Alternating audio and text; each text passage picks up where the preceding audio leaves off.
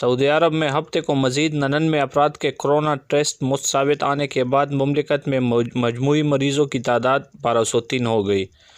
وزارت صحت نے ریاض میں کورونا میں مبتلا سعودی شہری کی ہلاکت کی بھی تصدیق کی ہے۔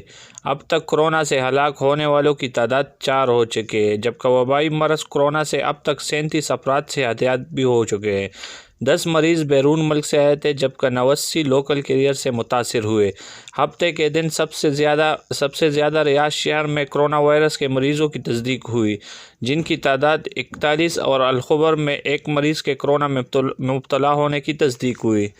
وزارت صحت کی جانب سے جاری ہونے والی تفصیلات کے مطابق ہفتے کے روز سعودی عرب کے مختلف شہروں میں کورونا کے جن 99 مریضوں کی تصدیق ہوئی ہے، ان میں ریاض شہر 41، جدہ 18، مکہ مکرمہ القطیف 12، مدینہ منورہ 6، تبوک 3، خمیس مشید 3، ابہا 1، الخبر 1 اور الصحت کمشنری میں 1 ہی مریض کی تصدیق ہوئی۔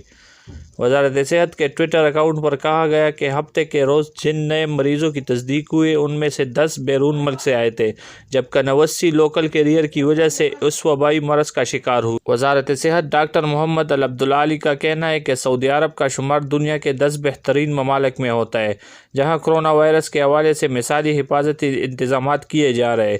اب تک 51,000 افراد کا کورونا ٹیسٹ کیا جا چکا۔ ڈاکٹر العبدالعالی نے مملکت میں مقیم غیر ملکیوں اور شہریوں سے اپیل کی کہ وزارت صحت کی جانب سے دی گئی ہدایات پر سختی سے عمل کریں اور گھر تک محدود رہیں، تاکہ اس وبائی مرض پر جلد از جلد قابو پایا جا سکے۔